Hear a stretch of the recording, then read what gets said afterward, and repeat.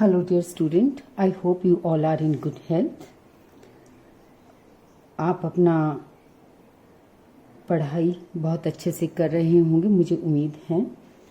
आज सुबह एक बहुत ही अच्छा मैसेज पढ़ने को मिला कि प्रेरणा का सबसे बड़ा स्रोत आपके विचार हैं, इसलिए बड़ा सोचें और रोज जीतने के लिए प्रयास करें। ये बिल्कुल सही कहा है बेटा।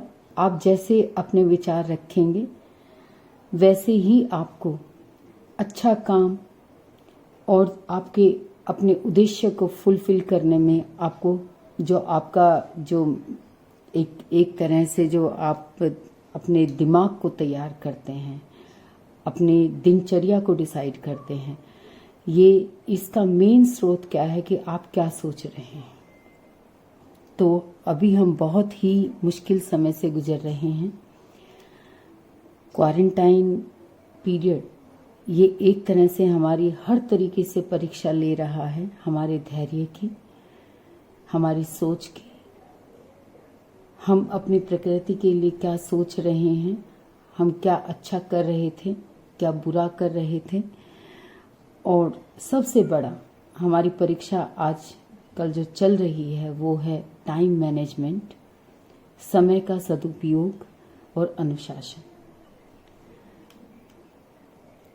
तो मैं उम्मीद करती हूँ आप लोगों से और मैं रिक्वेस्ट करती हूँ आप लोगों से कि अनुशासन और समय का सदुपयोग आप लोगों को बहुत ही अच्छी तरह से करना है, ताकि जब लॉकडाउन पीरियड ख़त्म हो तो हमें ऐसा महसूस ना हो कि हम अपनी पढ़ाई में बहुत पीछे रह गए हैं।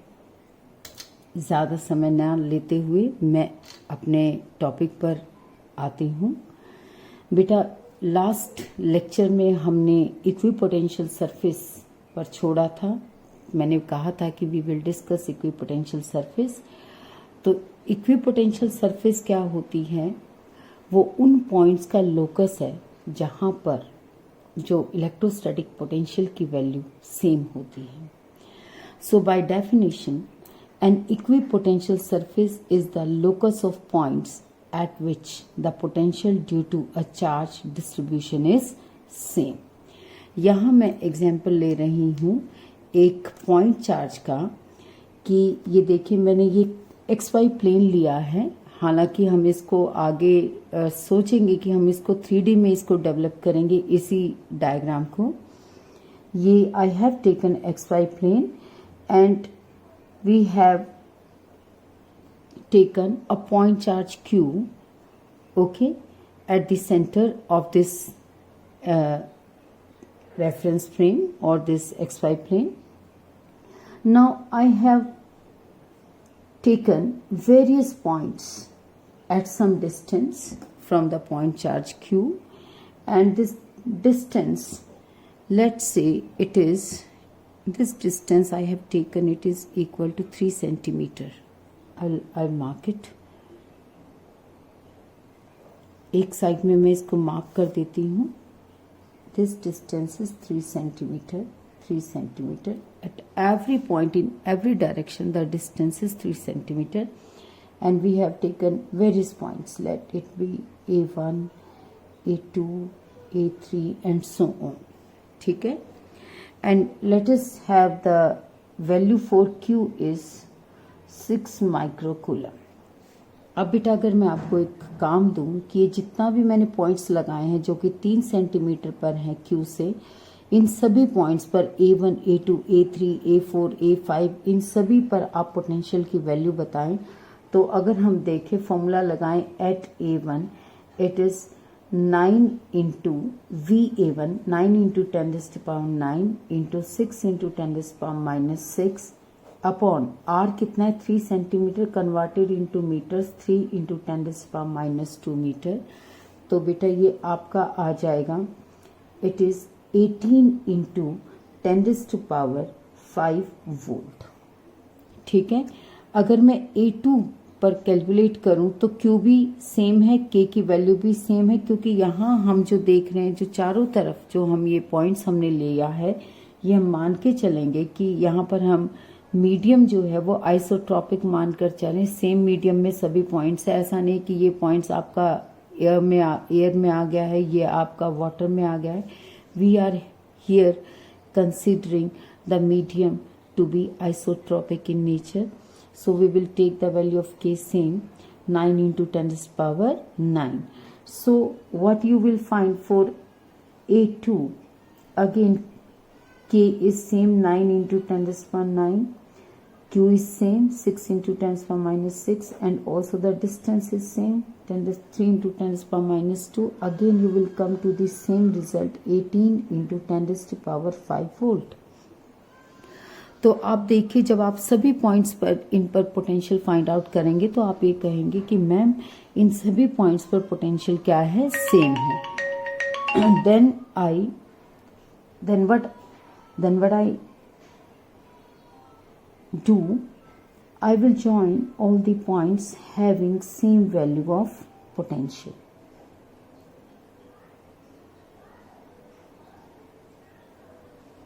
तो अगर तुम देखो, ये जो मुझे एक शेप मिली है, ये लोकस मैंने ड्रॉ किया है, इन सभी पॉइंट्स को मैंने कनेक्ट किया, जोड़ दिया प्लेन में, तो एक तरह से मुझे एक सर्कल में shape milli, right.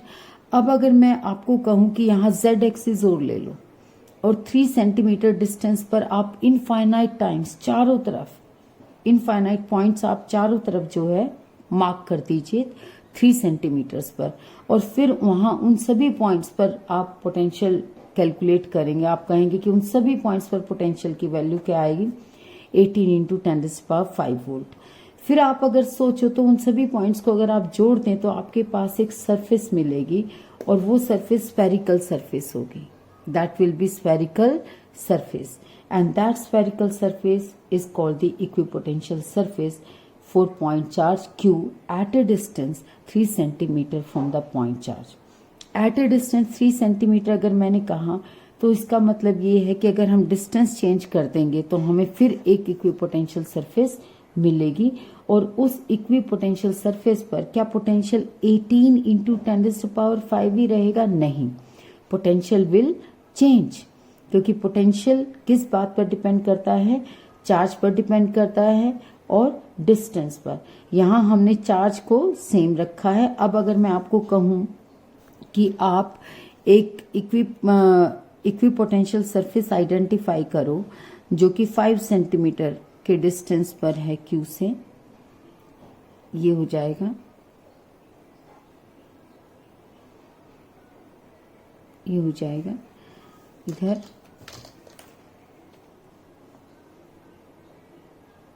and it will be at this point, this point।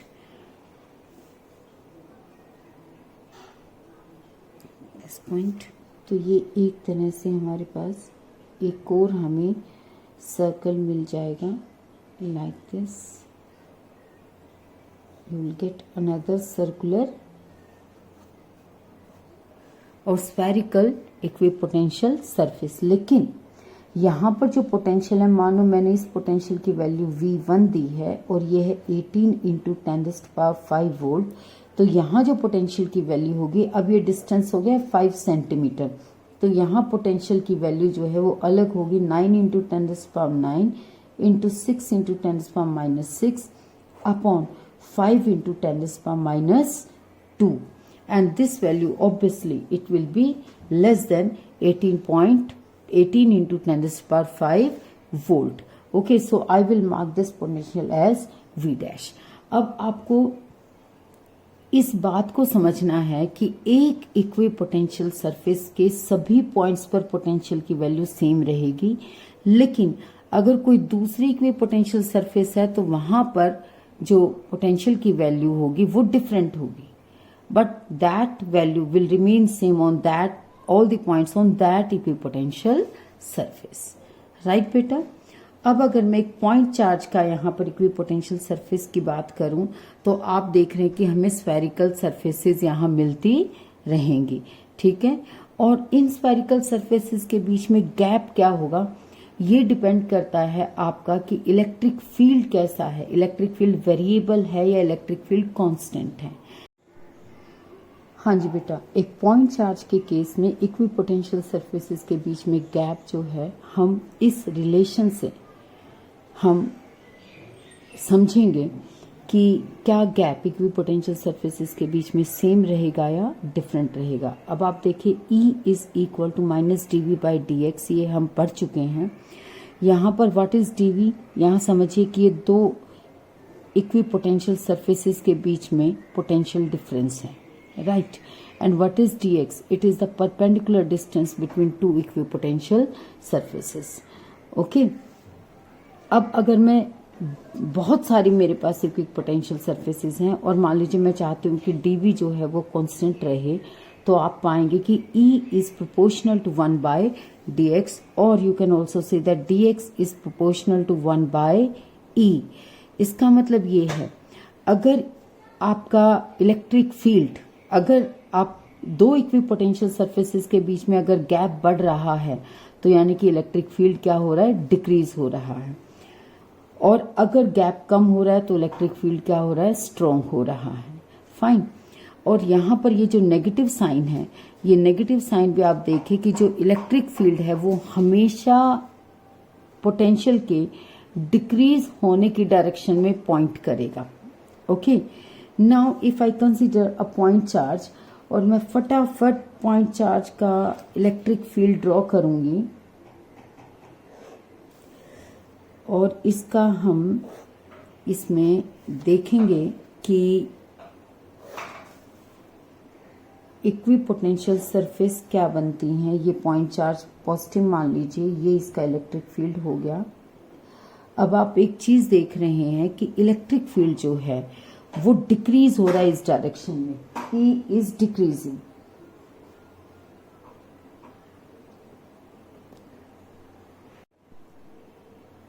E is decreasing, so for same potential difference between two equipotential surfaces, dx should increase, यानी कि dx क्या होगा, increase होगा। अब आप ये देखिए, अगर मैं यहाँ एक इक्विपोटेंशियल सरफेस ड्रॉ करती हूँ, सेम डिस्टेंस पर होना चाहिए क्योंकि पॉइंट चार्ज है और ये r सेम होना चाहिए, तभी यहीं पर यहाँ पर पोटेंशियल सेम होगा। अब उसके बाद यहाँ मुझे गैप को बढ़ा लेना पड़ेगा। ये मान लीजिए सेकंड इक्विपोटेंशियल सरफेस मैंने ये ली। अब जो थर्ड इक्विपोटेंशियल सरफेस होगी उसमें ये गैप इससे, यहाँ गैप इस गैप से ज्यादा होना चाहिए। dx को हम बढ़ाते रहेंगे लाइक दिस। अगली जो इक्विपोटेंशियल सरफेस है उसमें ये गैप और ज्यादा होना चाहिए, ठीक है। यानी कि dx इंक्रीज हो रहा है तो E क्या हो रहा है, डिक्रीज। और E डिक्रीज हो रहा है, ये तुम्हें कहां से पता लग रहा है, क्योंकि आप देख रहे हैं इलेक्ट्रिक फील्ड लाइंस के बीच में गैप बढ़ रहा है। क्योंकि ये जो विजुअल पिक्चर इलेक्ट्रिक फील्ड की है, ये हम पहले समझ चुके हैं कि जो इलेक्ट्रिक फील्ड लाइंस के बीच में अगर ये ज्यादा क्लोज हैं या if they are far apart from each other, that will indicate the regions of strong electric field and weak electric field. Fine. तो हम अब इक्विपोटेंशियल सरफेस ऐसा नहीं है कि आपको लगातार फटाफट गोल गोल गोल गोल आप ये सर्कल बना देंगे। इसमें आप एक मैसेज कन्वे करेंगे, इलेक्ट्रिक फील्ड किस तरीके से वेरी कर रहा है वो मैसेज भी इसमें आप इनकॉर्पोरेट करेंगे। अगर इलेक्ट्रिक फील्ड डिक्रीज कर रहा है तो आप इक्विपोटेंशियल सरफेसेस के बीच में गैप बढ़ाएंगे। Are you getting it? Okay, now what will be the electric, ये इक्विपोटेंशियल सरफेस के केस में ये कॉन्सेप्ट समझना बहुत ही जरूरी है, it is very important. Okay बेटा, now what will be the equipotential surfaces in case of, what will be the equipotential surface in case of uniform electric field. You can see from this diagram that we have drawn the parallel electric field lines and all are pointing in the same direction. So the equipotential surfaces will be like a plane and these planes are perpendicular to the electric field. Fine. Now coming to the third discussion on equipotential surface, that is very important, that the surface of a charged conductor, whatever be its shape, is an equipotential surface. मान लीजिए ये आपका एक charge conductor है.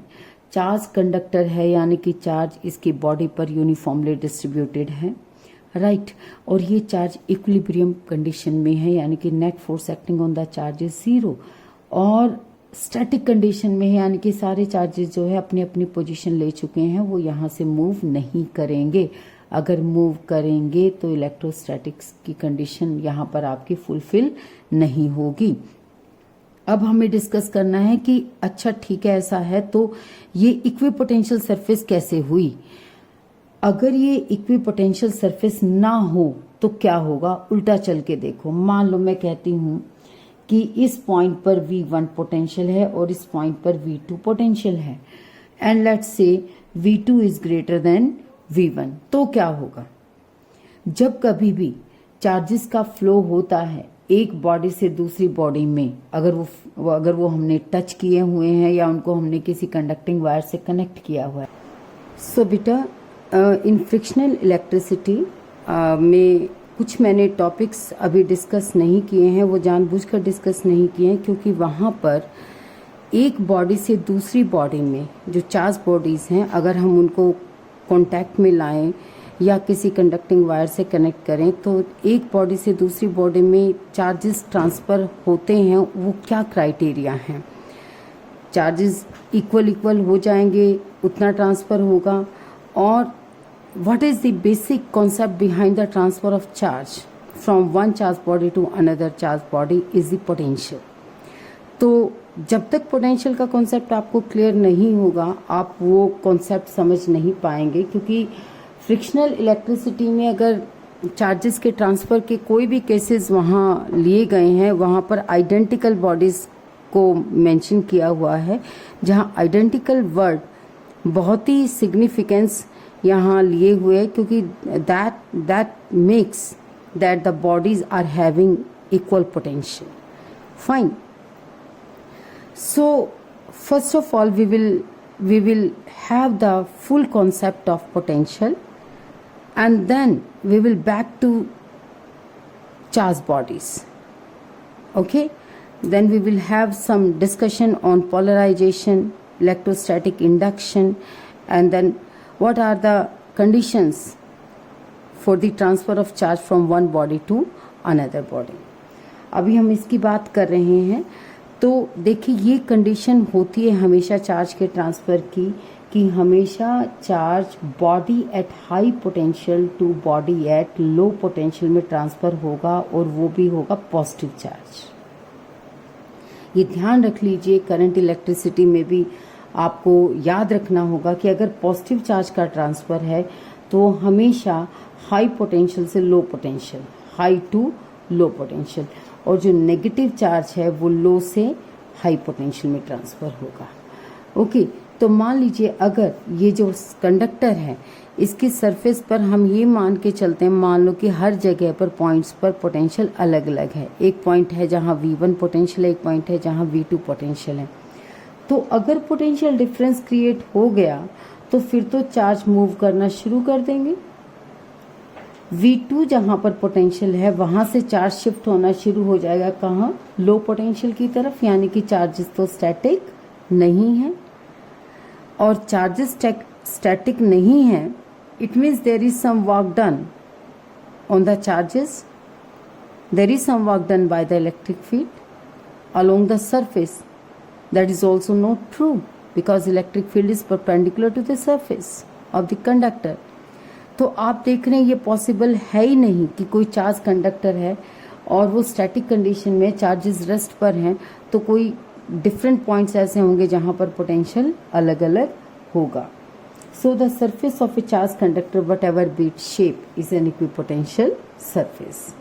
Now here we will discuss the equipotential surfaces of 2 point charges. आप ये देखिए मैंने डायग्राम ऑलरेडी ड्रॉ किया हुआ है. यहाँ मैंने केस लिया दो पॉजिटिव चार्जेस का, Q1 Q2 ग्रेटर देन 0, जहाँ मैंने Q1 और Q2 को मैग्नीट्यूड में सेम ले लिया है. ठीक है, ये आप डायग्राम पहले डिस्कस कर चुके हैं, इस डायग्राम के बारे में आपको पता है. ये इलेक्ट्रिक फील्ड का डायग्राम है. अब मुझे ये देखना है कि इलेक्ट्रिक फील्ड में वेरिएशन कैसे हो रहा है। इलेक्ट्रिक फील्ड में वेरिएशन जिस हिसाब से होगा and with the knowledge of the relation between electric field and potential gradient E is equal to minus dV by dr. I will try to draw the equipotential surfaces. जहाँ positive charge मैंने लिया बिल्कुल इसके पास जो surface होंगी वो perfectly spherical होंगी, क्योंकि वहाँ पर इस आपस में जो चार्ज एक दूसरे पर ज़्यादा इफेक्ट नहीं डाल रहे हैं। अब अगर मैं यहाँ देखती हूँ तो इस पोर्शन में इलेक्ट्रिक फील्ड बिल्कुल कम होता होता यहाँ पर ज़ीरो हो गया है, यानी इलेक्ट्रिक फील्ड यहाँ ज़्यादा रेट से डिक्रीज हो रहा है और यहाँ कम रेट से। तो दो अगर मैं नेक्स्ट इक्विपोटेंशियल सरफेस बनाती हूँ तो यहाँ गैप और यहाँ गैप डिफरेंट होगा। Look right, but here the potential difference is taken same, लेकिन इलेक्ट्रिक फील्ड यहाँ ज़्यादा डिक्रीज हो रहा है, यहाँ कम डिक्रीज हो रहा है। फिर और इलेक्ट्रिक फील्ड आगे डिक्रीज हुआ तो ये गैप फर्दर मैंने इंक्रीज किया, इस गैप और इस गैप के कंपैरिजन में ये गैप ज़्यादा होगा, और इधर भी ये गैप और ये गैप सेम नहीं होंगे, ये नेक्स्ट गैप ज़्यादा होगा पहले वाले से। तो इसको और गैप को बढ़ाते हुए यहाँ ऐसे मैं equipotential surface draw. Same we will have in this case, ये थोड़ा बढ़ाएंगे और ये आगे और इंक्रीज करेगा, ये और बढ़ाएंगे, ये आगे और ज़्यादा बढ़ेगा लाइक दिस। ओके, तो आपका जो इक्विपोटेंशियल सरफेसेस हैं इनको देखकर आप इलेक्ट्रिक फील्ड के बारे में प्रिडिक्ट कर सकते हैं कि इलेक्ट्रिक फील्ड बढ़ रहा है, घट रहा है, कहाँ पर इलेक्ट्रिक फील्ड ज़्यादा है, कहाँ पर इलेक्ट्रिक फील्ड कम है। और एक चीज़ आप यहाँ नोटिस कर रहे हैं कि हर पॉइंट पर इक्विपोटेंशियल सरफेस और इलेक्ट्रिक फील्ड ये आपस में परपेंडिकुलर है। ओके, ये नोटिस आप करिएगा। इलेक्ट्रिक फील्ड और जो इक्विपोटेंशियल सरफेस हैं ये क्या हैं, परपेंडिकुलर हैं। Electric field and equipotential surfaces these are perpendicular to each other. Now, equipotential surfaces in case of an electric dipole, ये बेटा आपका होमवर्क है, और इसमें यानी कि आपको पता है आपको कौन सा केस लेना है, Q1 Q2 less than 0, again Q1 is equal to Q2, यानी आपको एक पॉजिटिव चार्ज लेना है, एक नेगेटिव चार्ज लेना है, और उनका इलेक्ट्रिक फील्ड आपको ड्रॉ करना है।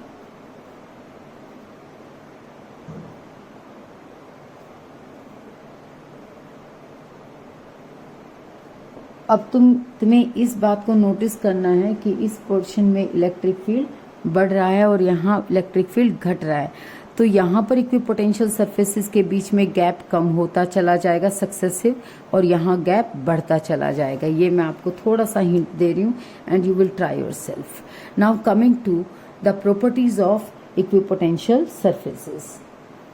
सबसे पहले एक हम केस डिस्कस करते हैं। ये एक चार्ज क्यूब है, राइट, और let it be 5 × 10⁻⁶ coulomb, 5 microcoulomb हमने ले लिया, और मैंने 3 पॉइंट्स यहाँ सेलेक्ट किए हैं A, B, C, जो कि इक्वल डिस्टेंस पर है, 2.5 एक सेमी सर्कल बना रहे हैं। अगर मैं इनको जोड़ूं तो ये इस तरह से एक सेमी सर्कल पर ये 3 पॉइंट्स हमने लिए हैं A, B, C, और कहीं दूर एक पॉइंट P हमने लिया है, राइट। अगर मैं कहूँ कि कोई चार्ज, टेस्ट चार्ज ले लीजिए या Q नोड ले लीजिए, इसको P से A पर लाना है, P से B पर लाना है, और P से C पर लाना है। हमें क्या करना है, फर्स्ट केस में P से A पर लाना है, सेकंड केस में P से B पर लाना है, और थर्ड केस में P से C पर लाना है। तो इन तीनों केसेस में कितना हमें वर्क करना पड़ेगा, what is WA, WB, WC, और एक उसके आगे और डिस्कशन कि अगर इस सेमी सर्कल में अगर मैं A से B तक इस चार्ज को लेकर आऊं तो what is the work done, WAB, और बी से सी तक लेकर जाऊं, what is the work done, W B C. आप ये देखिए बेटे, वर्क डन का क्या फंडा है, हमें मालूम है W infinity B is equal to V B minus V infinity, या W A B is equal to V B minus upon q naught V B minus V A. So work done that will be equal to Q naught times VB minus VA। अगर A point हमारा infinity है, ठीक है, मान लीजिए P हमने infinity ले लिया, अगर A पॉइंट हमारा इन्फिनिटी है तो हमारा वर्क क्या हो जाएगा, that is Q note times VB, यानी जो भी पॉइंट आपका है, राइट। तो अब अगर मैं केस लेती हूँ, if I take the case of work done in case of A, point A, when we bring Q naught from P to A, and here I consider that P is at infinity, तो W A क्या होगा, Q naught into V A, right। अब V A यानी कि आप A point पर Q की वजह से पोटेंशियल गैस करेंगे, कितना पोटेंशियल होगा, that is K Q upon are, यानी डिस्टेंस पर डिपेंड कर रहा है कि क्यू से पॉइंट ए कितने डिस्टेंस पर है, पी से ए कितने डिस्टेंस पर है ये बात नहीं है, पी से बी कितने डिस्टेंस पर है ये बात नहीं है, यानी कि जो पोटेंशियल है या जो वर्क डन है वो सिर्फ किस बात पर डिपेंड करेगा कि ए से या क्यू से ये ए पॉइंट कितने डिस्टेंस पर है, जो कि आर है डिस्टेंस 2.5 सेंटीमीटर। तो वर्क डन आपका आ गया K Q naught upon R, this is W A, right, and R here it is 2.5, okay. अब अगर मैं बात करूं यहीं पर डब्ल्यू बी, तो डब्ल्यू बी क्या होगा, क्यू नोट वी बी, यानी कि बी पर कितना पोटेंशियल है। अब बी पर भी जो पोटेंशियल होगा वहां भी के क्यू नोट के क्यू अपॉन आर, आर कितना है 2.5, यानी ये आर और ये आर दोनों क्या है, सेम, राइट। तो यानी कि जो डब्ल्यू बी होगा that will also K Q into Q naught upon R, right. अब डिस्टेंस भी सेम है, चार्जेस भी सेम है, तो यानी कि वर्क डन क्या आ रहा है, same, W A is equal to W B. And same in case of W C पर भी हमें पहले वी सी यहाँ देखना पड़ेगा, that is K Q upon R, R उतना ही 2.5, और क्यू नोट से मल्टीप्लाई करेंगे तो हमारे पास क्या आ जाएगा, डब्ल्यू सी। तो W A, W B and W C, if what is the relation between all this three, then you will write W A is equal to W B is equal to W C, right बेटा।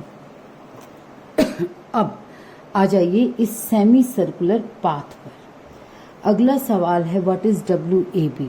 अब आपने देखा कि इस semicircular path पर point A, point B और point C ये सभी सेम डिस्टेंस पर हैं, तो वी ए, वी बी और वी सी ये तीनों भी क्या हैं, same,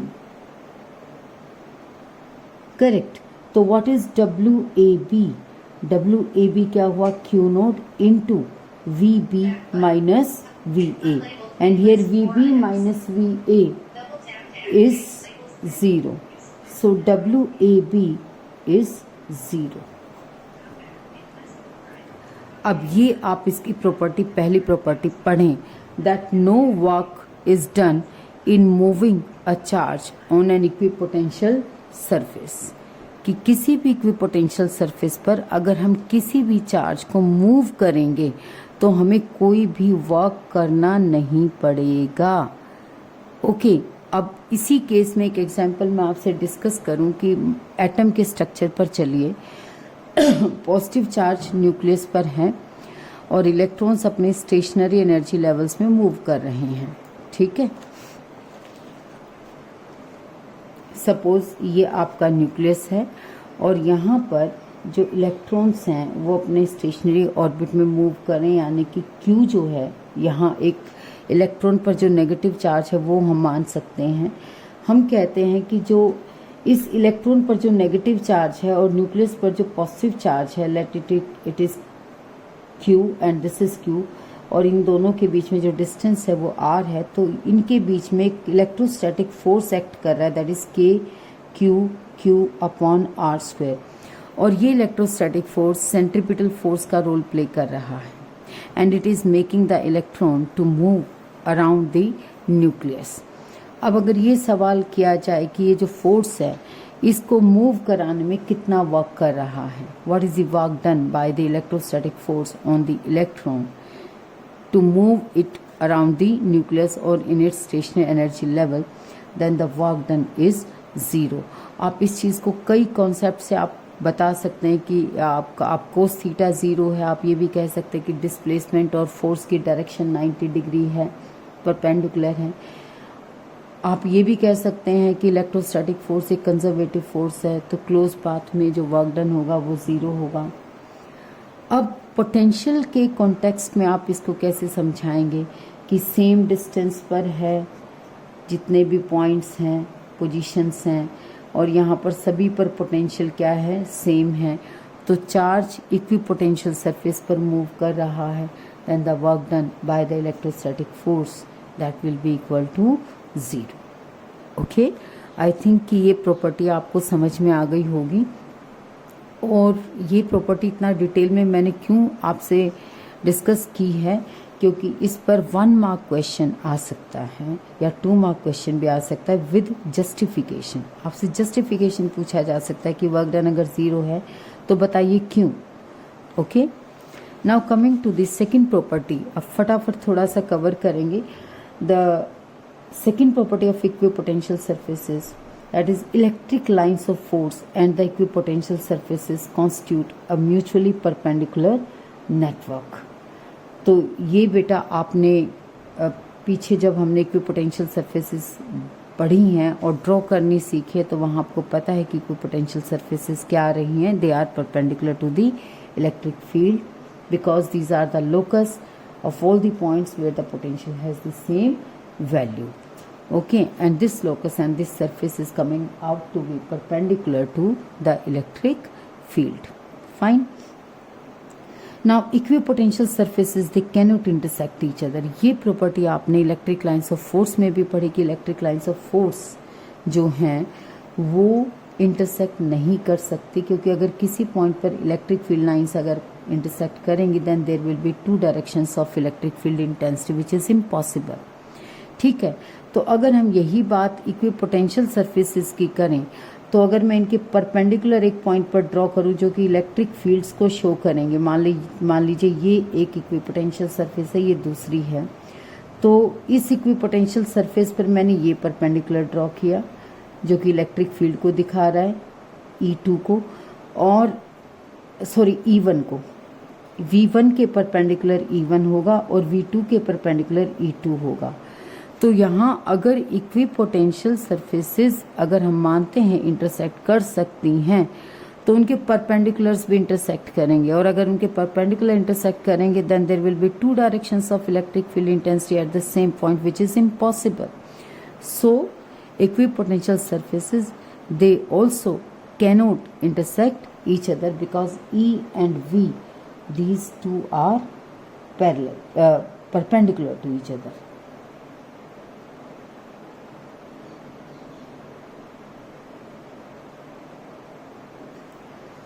Right, this will be the reason that why 2 equipotential surfaces they cannot intersect each other। Now next is equipotential surfaces indicate regions of strong or weak electric field। ये हम पहले discuss कर चुके हैं यहाँ पर।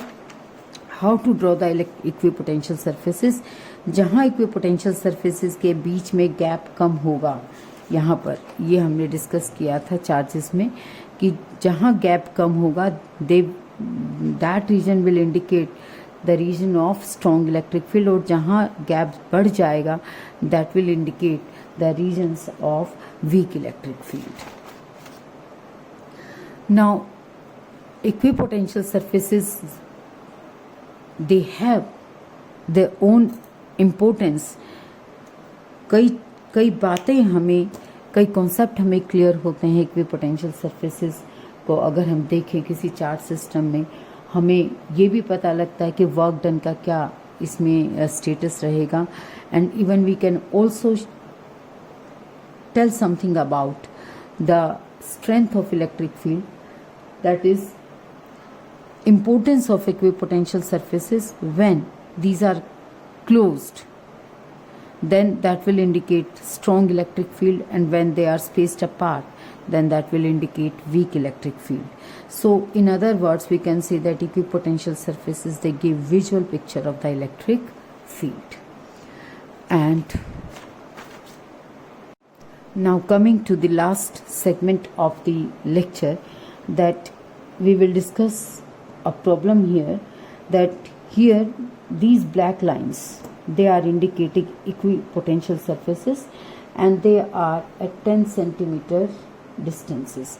जो इन पोटेंशियल, जो इक्विपोटेंशियल सरफेसेस दी गई हैं, इनके बीच में जो गैप है वो 10 सेंटीमीटर का है. ये देखिए 10 centimetre, 20 centimetre, 30 centimetre, 40 centimetre. And these are the values indicated on the equipotential surfaces. This equipotential surface is having 50 volt, this 40 volt, 30 volt, 20 volt and 10 volt. These surfaces are making 30 degree angle with the x-axis. XY plane आपको दिया गया है. तो question ये पूछा गया है कि जो इलेक्ट्रिक फील्ड है उसकी डायरेक्शन और मैग्नीट्यूड बताइए.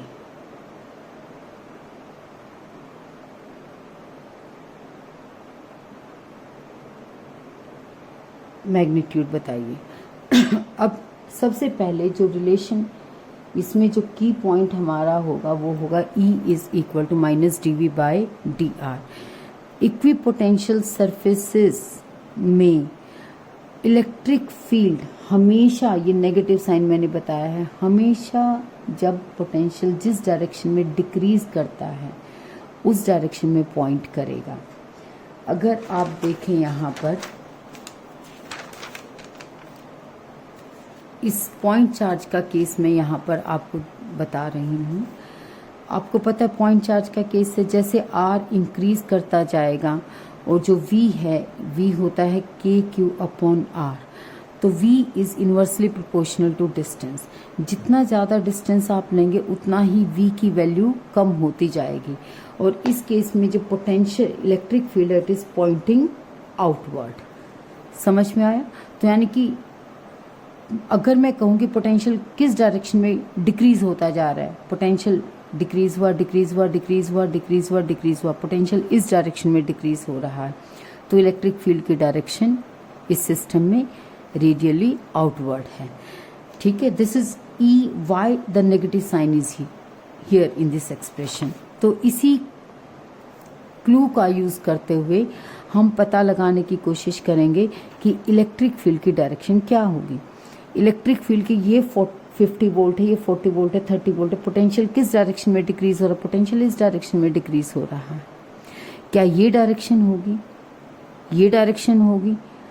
डायरेक्शन कौन सी लेनी है? फिर हम फैक्ट यूज करेंगे कि इक्विपोटेंशियल सरफेसेस और इलेक्ट्रिक फील्ड ये आपस में क्या होते हैं? परपेंडिकुलर. तो इलेक्ट्रिक फील्ड हमें सबसे पहले इन प्लेन लाइंस के एक परपेंडिकुलर लाइन लेनी है और फिर एरो हमें कहाँ दिखाना है? 50 वोल्ट से 10 वोल्ट की तरफ मार्क करता हुआ. So this will be the direction of electric field. तो ये जिस भी इलेक्ट्रिक फील्ड की इक्विपोटेंशियल सरफेसेस ड्रॉ की गई हैं वो इलेक्ट्रिक फील्ड इस तरीके से पॉइंट कर रहा है. So this blue arrow it is pointing the direction of electric field. तो पहले क्वेश्चन का आंसर आ गया.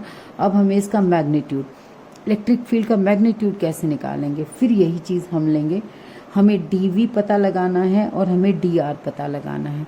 dV तो बहुत आसान है. दो इक्विपोटेंशियल सरफेसेस हम यहाँ सेलेक्ट कर लेते हैं. मान लो एक 20 वोल्ट एक 30 वोल्ट हमने यहाँ पर लिया. अब यहाँ इन दोनों के बीच में जो परपेंडिकुलर डिस्टेंस होगा ये d, ये dr है यहाँ पर. तो ये हमें इन दोनों के बीच में ये गैप पता है 10 सेंटीमीटर, लेकिन ये परपेंडिकुलर डिस्टेंस नहीं है. परपेंडिकुलर डिस्टेंस होगा ये.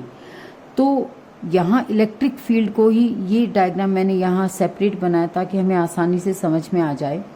ये इलेक्ट्रिक फील्ड गया, ये बी और सी पॉइंट्स हैं, बी एंड सी, ये बी और सी पॉइंट्स हैं, ये 10 सेंटीमीटर का बी सी में गैप है। ठीक है, हमें पता लगाना है डी। अगर ये इक्विपोटेंशियल सरफेस और इलेक्ट्रिक फील्ड दोनों आपस में 90 डिग्री हैं तो ये पूरा एंगल जो होगा ये 90 डिग्री का होगा। तो ये 30 डिग्री है तो बाकी जो एंगल बचेगा 60 डिग्री बच जाएगा। ये 60 डिग्री। अगर इस डायग्राम में देखें, ये मैंने यहाँ भी मार्क किया हुआ है, और यहाँ ये जो एंगल है ये एंगल ये 90 डिग्री हो जाएगा।